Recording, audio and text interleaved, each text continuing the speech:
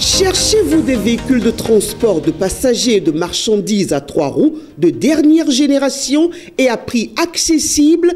Plus de soucis. La société APC Automoto vous propose de nouveaux modèles Atoul Ric et Atoul Gem Cargo.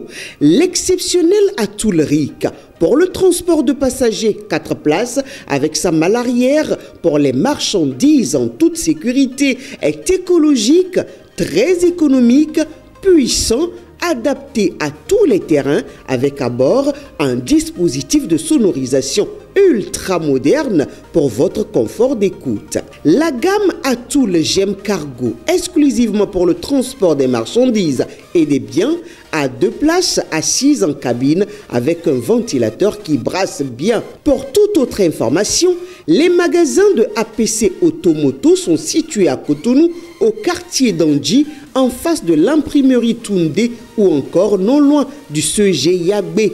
Téléphone plus 229 01 99 30 15 03 ou encore le 01 44 42 70 43. APC Automoto, votre mobilité dans des moyens roulants sûrs, notre priorité.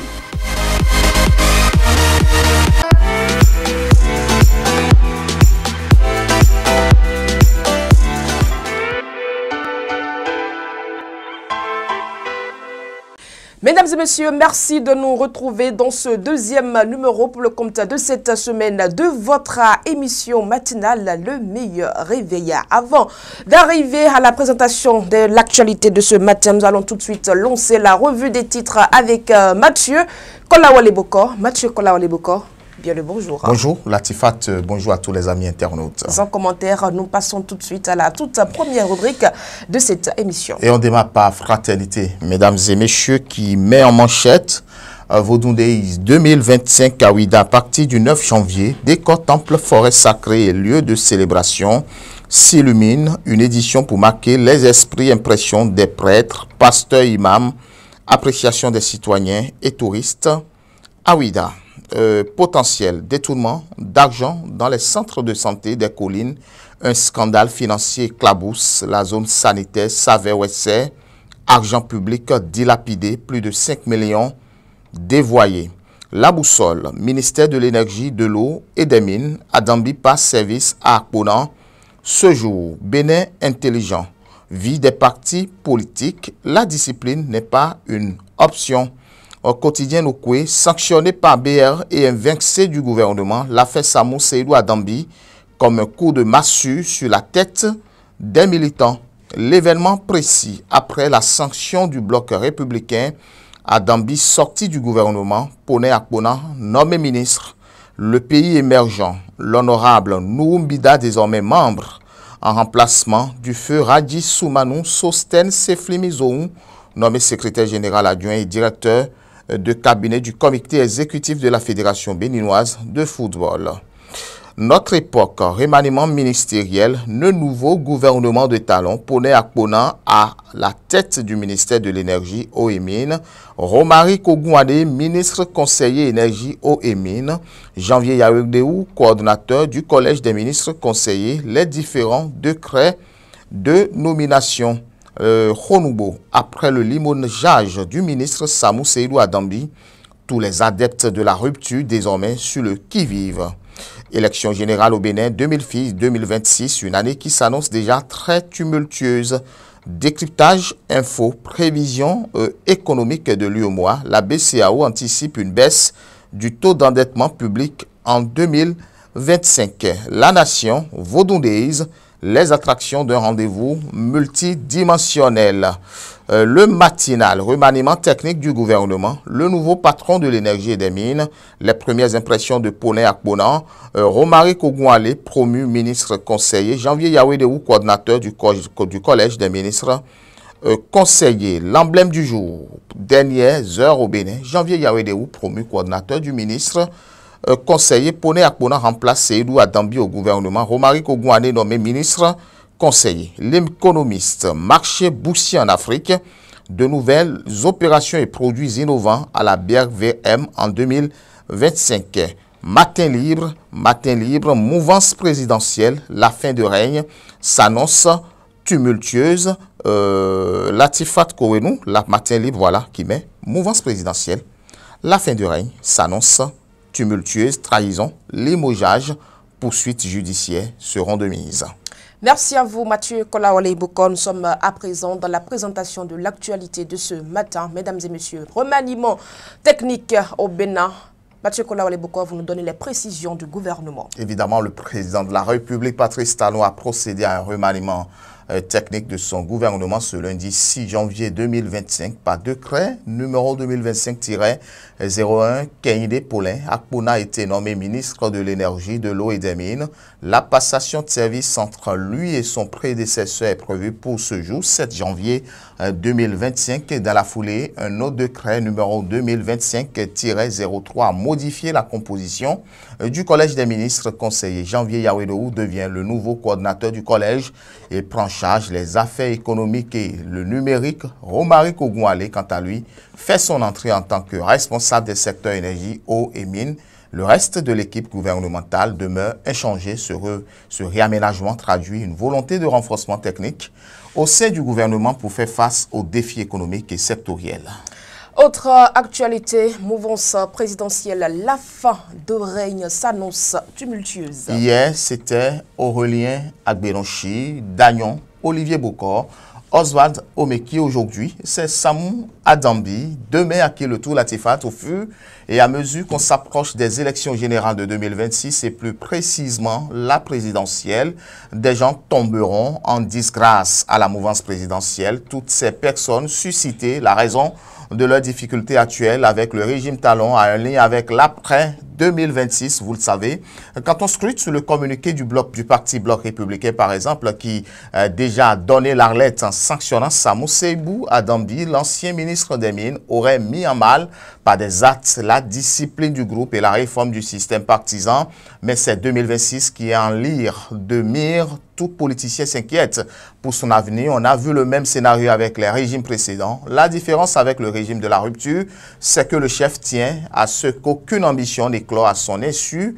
Il veut tout régenter, tenir tout et ses soutiens jusqu'au moment où il jugera utile de lever le sceau du secret sur celui qui sera chargé de pérenniser le système quand il va quitter le pouvoir, mais aussi longtemps que le chef de l'État va vouloir garder le suspense sur le nom de son dauphin. La sérénité ne sera pas de mise à la mouvance présidentielle, car s'il faisait ainsi, Patrice Talon pense jouer son avenir d'après pouvoir. Ses soutiens aujourd'hui jouent également le leur en ne sachant pas ce qu'il adviendrait de Latifat en 2026.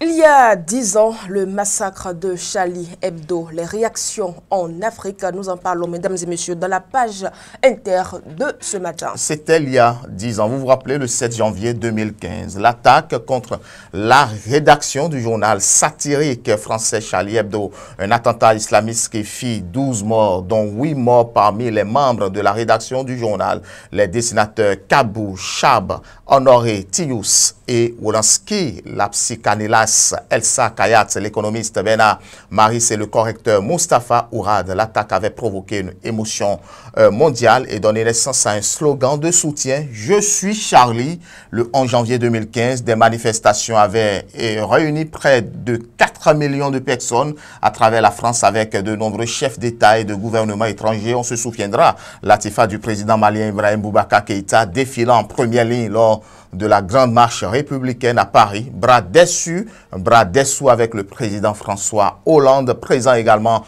dans le cortège des présidents du Niger, Mamadou Issifou, du Sénégal, Macky Sall, du Bénin, Thomas Boniaï, du Togo, Foya Singbe ou encore du Gabon, Ali Bongo, six chefs d'État africains ainsi que le Premier ministre tchadien et le ministre des Affaires étrangères algérien, tous sont venus marquer leur compassion pour la France et condamner cet acte terroriste, car l'attaque contre l'hebdomadaire français avait non seulement provoqué une onde de choc en France, mais également en Afrique confrontée à la montée des extrémistes. La presse du continent avait d'ailleurs fait part de sa révulsion. Plusieurs quotidiens titraient « Je suis Charlie ».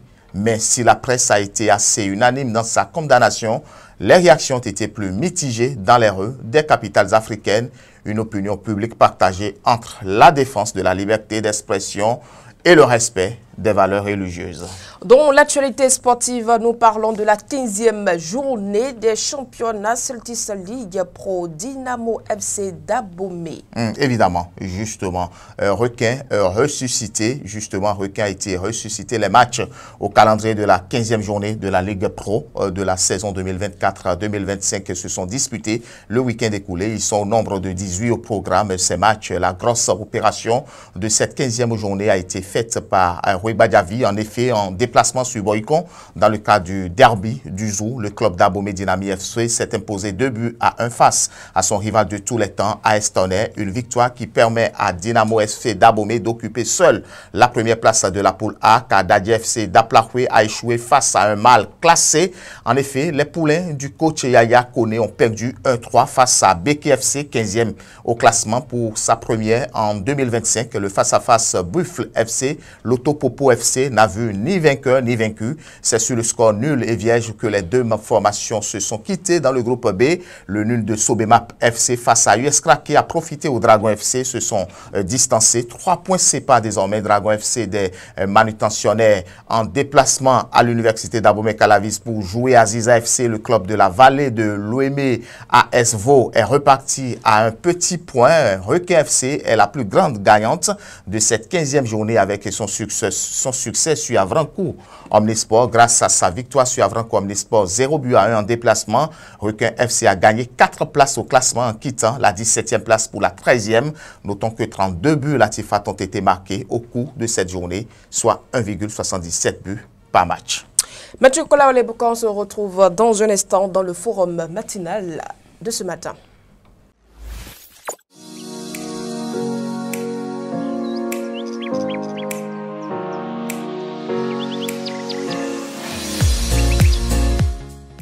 Mesdames et messieurs, merci de nous retrouver dans le forum matinal de ce 7 janvier 2024. Mathieu Kolaoleboukan, hier, l'information a été confirmée, la note est sortie. Seydou Adambi quitte le gouvernement Talon. Oui, tout est parti d'abord de son parti politique, il faut le préciser, où bon, il aurait été blâmé.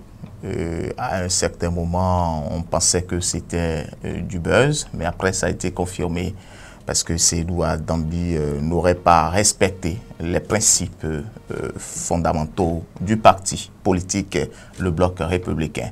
Donc Seydou Adambi agissait seul, alors que la réforme du système partisan parle de la discipline du groupe. Donc à un certain moment, Seydou Adambi serait écarté justement des principes légaux ordonnés par son parti politique.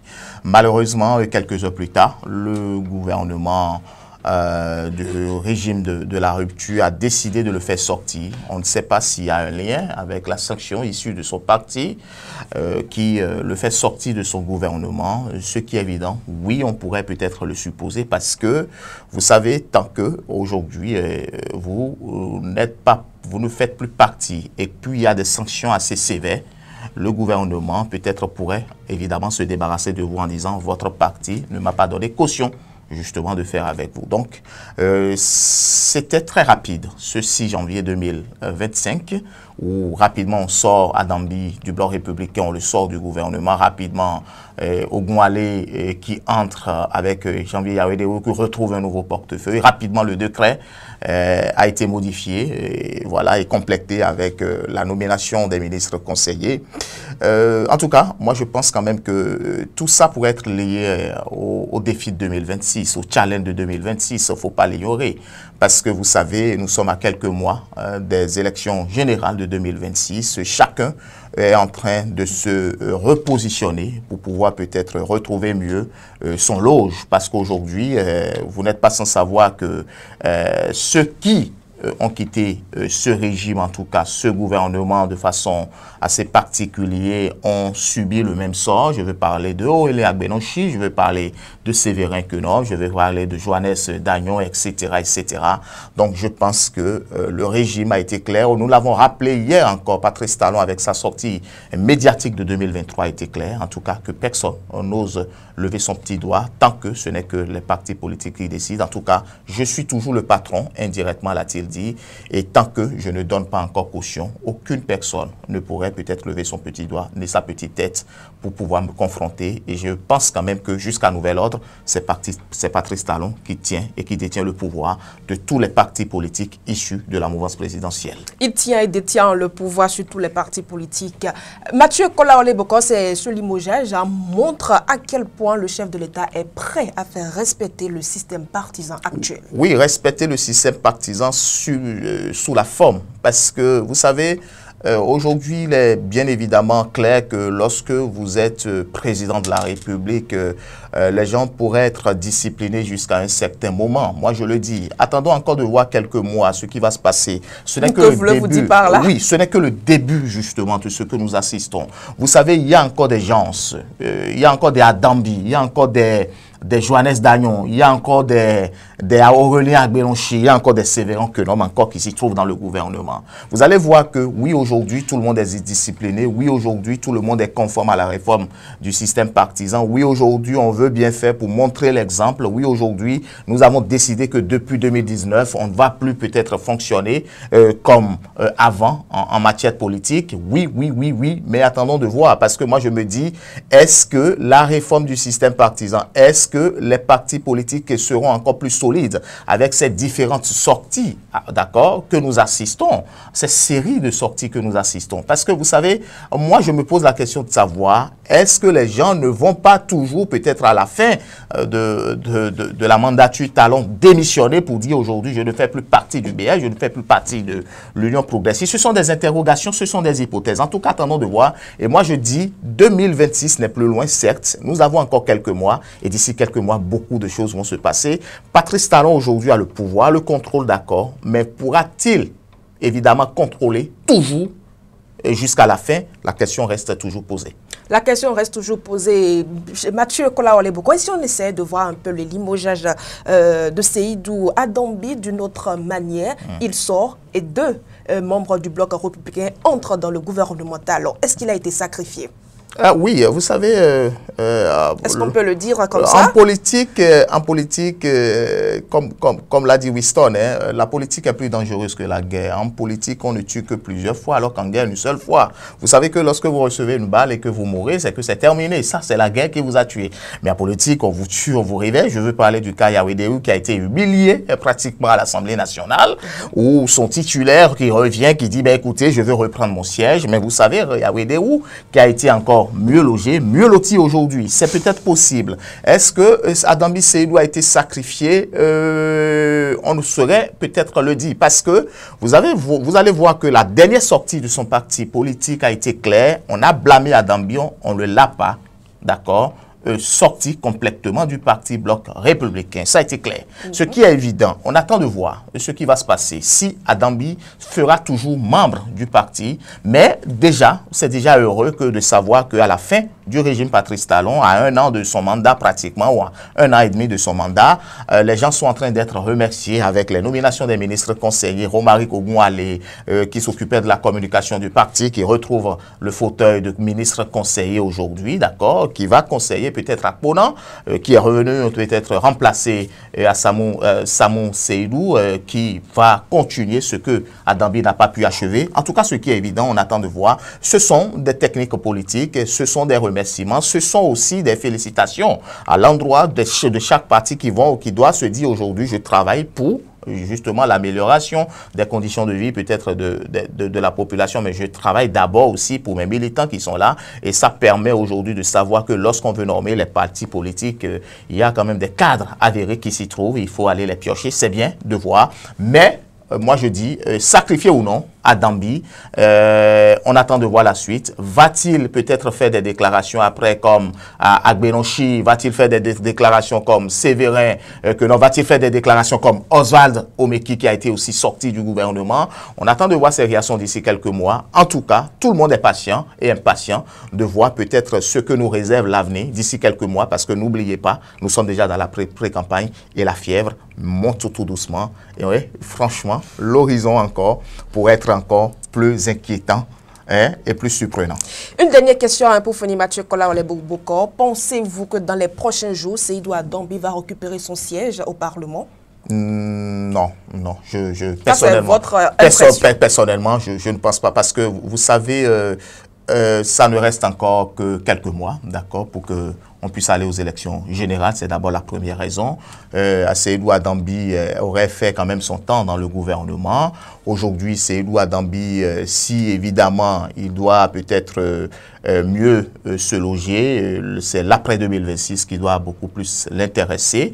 Et je pense qu'en politique, il ne faut plus chercher ce qui est juste à côté de nous, il faut chercher ce qui est loin, parce que je pense que c'est en cherchant loin peut-être que ces postes ou ces sanctions ont été de mise, mais je pense que Seydou Adambi a de grandes ambitions personnellement, loin de faire la communication de Seydou Adambi sur ce plateau. Je pense peut-être que lorsque vous le suivez, il a peut-être une autre option politique que beaucoup peut-être ne savent pas. Vous en savez quelque chose apparemment. Moi je ne sais rien, mais je sais que aujourd'hui, Seydou Adambi vise plus loin, vise 2026. Et vous savez, peut-être qu'ils ont aussi déjà leurs renseignements. Ils savent peut-être qui pourrait éventuellement peut-être être positionné en 2026 ou non. Je pense peut-être que 2026 reste un enjeu fondamental, d'accord, pour le Bénin. Et je pense que leur objectif maintenant, c'est 2026 et non retourner encore au Parlement alors que nous sommes à quelques mois de la fin de ces députés à l'Assemblée nationale qui vont peut-être partir très bientôt. Et je ne pense pas que Seydou Adambi pourrait faire comme notre ami. C'est bon. Merci à vous, Mathieu Kolaoleboko. On s'en arrête là pour aujourd'hui. Mesdames et messieurs, on se retrouve dans un instant dans la suite de votre émission.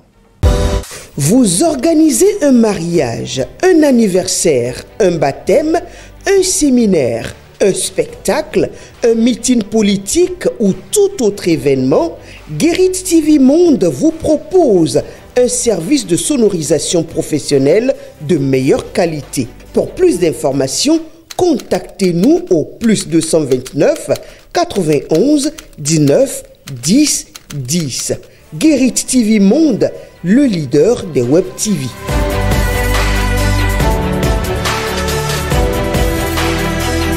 Merci de nous rejoindre dans cette deuxième partie de votre émission matinale. Mesdames et messieurs, nous passons tout de suite à la météo de ce jour.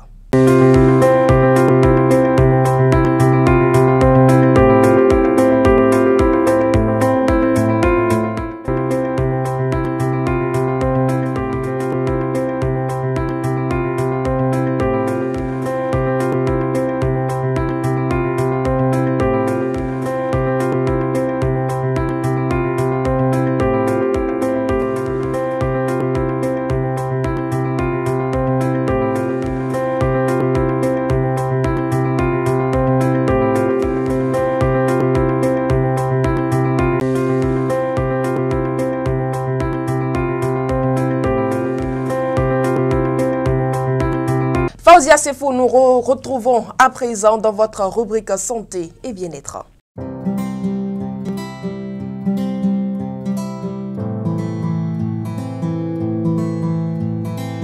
Votre rubrique santé et bien-être apporte toutes les notions nécessaires sur l'infection urinaire chez l'homme. C'est une infection qui affecte les voies urinaires qui comprennent les reins, la vessie et les urettes. Bien que les infections urinaires soient plus fréquentes chez les femmes, elles peuvent également toucher des hommes, souvent en raison des facteurs sous-jacents tels que des anomalies anatomiques ou des problèmes de prostate. Les infections urinaires chez les hommes peuvent être classées selon leur localisation. Infection de l'urètre, infection de la vessie, infection des reins.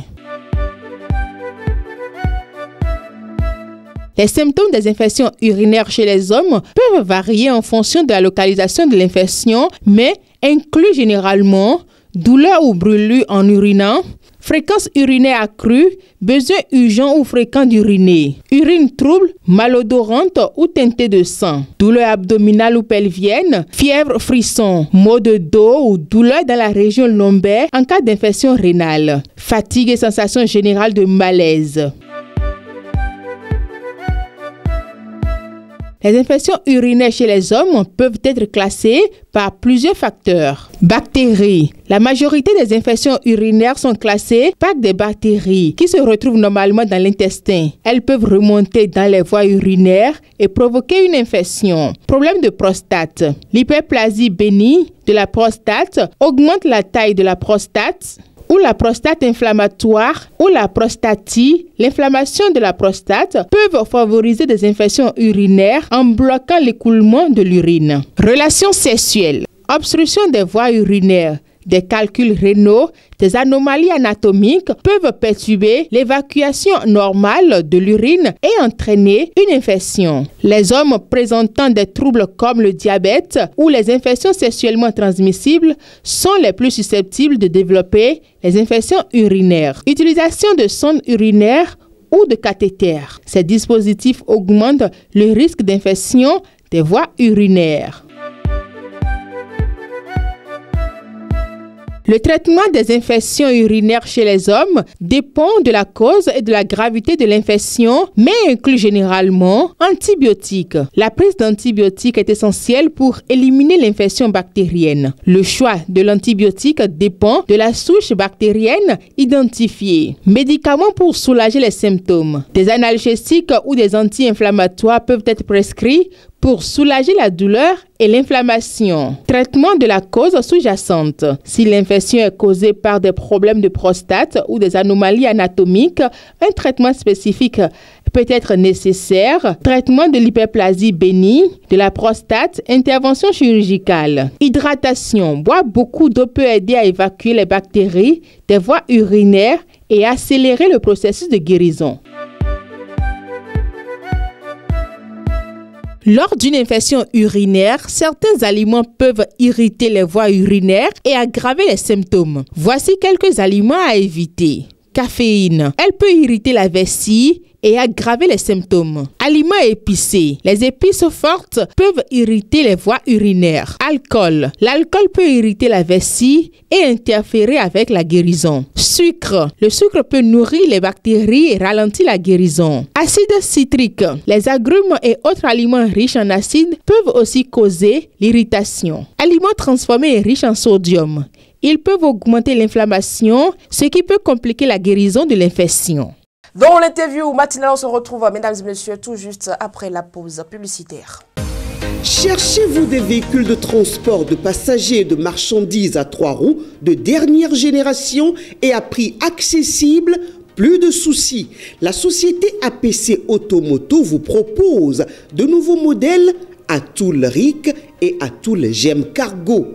L'exceptionnel Atoul Ric pour le transport de passagers 4 places avec sa malle arrière pour les marchandises en toute sécurité est écologique, très économique, puissant, adapté à tous les terrains avec à bord un dispositif de sonorisation ultra moderne pour votre confort d'écoute. La gamme Atoul GEM Cargo, exclusivement pour le transport des marchandises et des biens, a 2 places assises en cabine avec un ventilateur qui brasse bien. Pour toute autre information, les magasins de APC Automoto sont situés à Cotonou, au quartier d'Andji, en face de l'imprimerie Toundé ou encore non loin du CEG Yagbe.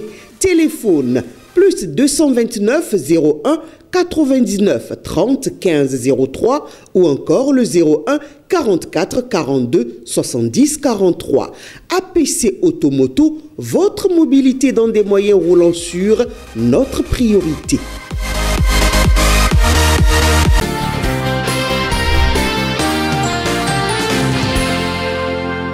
En date du 30 décembre 2024, M. Yakubu Malehossou, président de la Fondation Malehossou, a fait état au cours d'une conférence de presse d'un certain nombre d'actes répréhensibles avant 2016.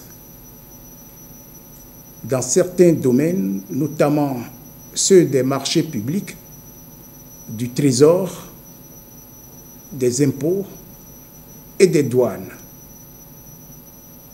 J'ai reçu ce jour M. Yakubu Malehossou pour qu'il partage avec le Haut Commissariat à la prévention de la corruption ses expériences sur ces pratiques honteuses qui gangrènent le secteur mentionné.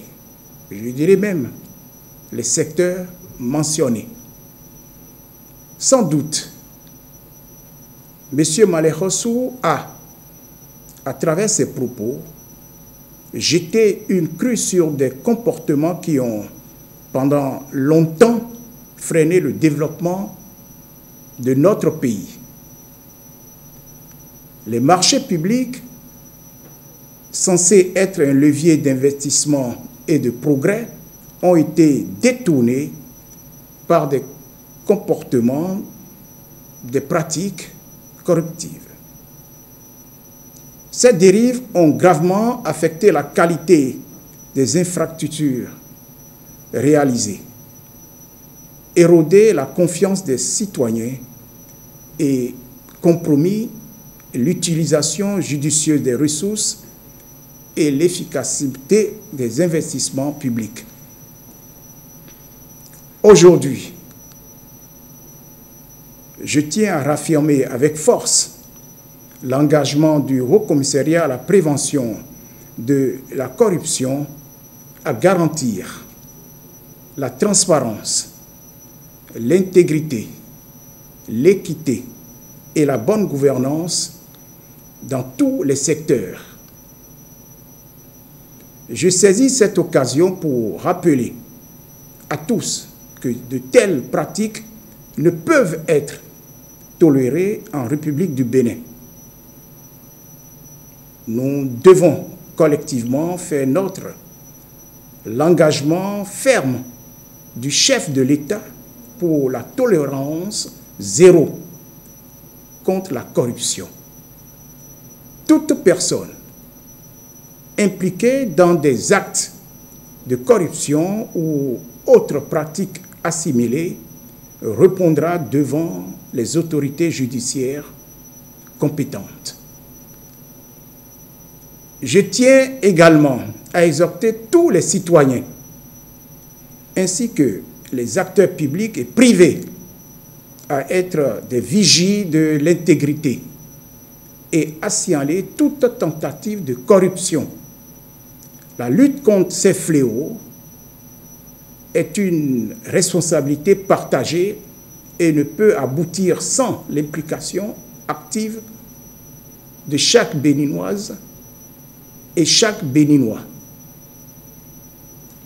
Le témoignage de M. Malerossou est un rappel important des dérives du passé, mais aussi une incitation à bâtir un avenir différent. Ensemble, nous devons transformer les leçons du passé en opportunités pour consolider la transparence et l'équité dans la gestion publique. L'avenir de notre nation dépend de notre capacité collective à rejeter la corruption et à promouvoir des pratiques qui honorent les principes de justice, d'intégrité et de responsabilité.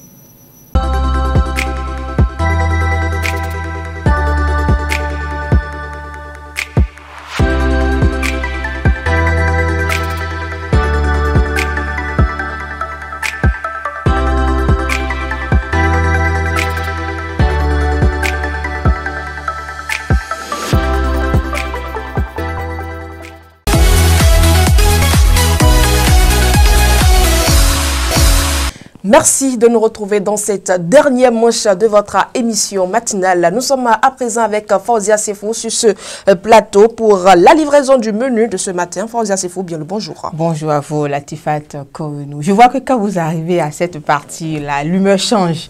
Je suis d'accord avec vous. Quand on parle de manger, il faut rire et sourire. De toutes les façons, on a démarré le ventre vide depuis la première rubrique, la revue des titres. Et naturellement, c'est dans cette rubrique que vous nous mettez un peu de l'eau à la bouche, hein, donc il y a de quoi quand même sourire et vous accueillir chaleureusement. Sinon, vous risquez de nous affamer. Hein. Vraiment, et je suis d'accord avec vous et je partage cette joie avec vous et avec nos amis internautes. Permettez-moi de sourire encore mieux hein, en nous proposant de bons plats. Hein. Bien sûr. Aujourd'hui, ce matin, on ne va pas allumer du feu. On va pas allumer le feu. On va juste faire une petite salade d'avocat. Mais est-ce qu'il y en a actuellement? Oui, il y en a. Il y en a au marché? Puisque c'est la période festive, quand on c'est disponible. C'est disponible. C'est vrai que ce n'est pas aussi accessible, mais quand tu veux vraiment. Et il faut avoir la chance de tomber sur de bons avocats. Oui, non, vous savez, quand nous sommes dans la période où il n'y en a plus, il y a de bonnes qualités qui sortent en réalité. Ah, d'accord. Oui, c'est quand il y en a en abondance qu'on mélange le tout. Et puis voilà, on a la chance de voir ce qui est gâté et puis ce qui n'est pas gâté. Ma chance, oui. On y va donc pour notre salade d'avocat. On aura besoin de quoi? Alors, pour la salade d'avocat, on aura besoin des avocats. Ça dépend du nombre de personnes qui veulent consommer. On aura besoin d'oignons, de tomates, de carottes, de concombres, des feuilles de laitue, du sel, de l'huile, de sardines ou des saucisses ou du thon. On peut tout mettre, non? De la sardines, mayonnaise. des œufs, du thon, tout ce que vous avez, on peut tout mettre. N'oubliez pas la santé. Ah, d'accord. N'encombrez pas. D'accord, le médecin est revenu encore. Oui. Il n'y a pas de souci, il n'y a pas de souci. On suit vos conseils. Voilà. Alors, comment ça se passe, ça, notre salade? Tout est à découper naturellement. Oui, sauf la carotte qu'on va hacher. Ok. Oui, on ne va pas découper la carotte puisque ça va dans l'avocat. Voilà, il y en a d'autres qui préfèrent la carotte découpée. Bon, ça dépend. Ça dépend, c'est au choix en réalité. Donc voilà un peu. Donc après avoir coupé tout ça. Mais comme ça ne va pas au feu, il faut laver, désinfecter, bien laver. J'insiste encore sur ça. Et là, on passe au mélange. Ok. Et on met d'abord dans un saladier l'avocat, puis après les oignons, la tomate, la carotte hachée, les feuilles de laitue, toujours bien lavées, le sel, l'huile, la sardine ou le thon ou les saucisses et la mayonnaise à la fin et un bout de pain. Oh, on peut se régaler. Il faut me séduire avec le plat, Forzia, c'est faux. C'est-à-dire? Et si on prenait un plateau? On prend notre plateau, nous mettons d'abord les feuilles de salade, nous posons nos avocats. À la suite, nous mettons nos oignons qui sont de couleur un peu blanchâtre. Oui. Nous mettons par la suite nos tomates, pourquoi pas, ou soit les avocats. Là, vous me séduisez encore un peu plus avec le plat. C'est bien joli, bien présentable. Ça, c'est vrai. Je partage, je suis d'accord avec vous. N'est-ce pas, avec le bout de pain? Oui, ça donne même envie de bien manger. Et si vous nous présentez ça, vous nous offrez ce plat-là aujourd'hui? Aujourd'hui même. Ah oui, à la rédaction. D'accord. Il n'y a pas de souci. Je vous offre ça avec plaisir. Mesdames et messieurs, si la promesse est tenue, je vous le dirai demain. Comptez sur moi pour vous le dire. Hein, on verra bien si Forzia Sefo respecte sa parole. Bien sûr, je l'ai toujours fait. Et vous avez toujours consommé mes plats sur ce plateau. Ce n'est pas la première. Voilà. Merci à vous pour cette recette que vous nous proposez ce matin, mesdames et messieurs. Voilà qui m'a définitivement un terme à ce numéro de votre émission. Merci d'avoir été des nôtres. La semaine, c'est demain, on continue encore demain. Ce n'est qu'après-demain qui est férié. Donc on se retrouve demain pour le dernier numéro pour le Comta de cette semaine. D'ici là, portez-vous bien.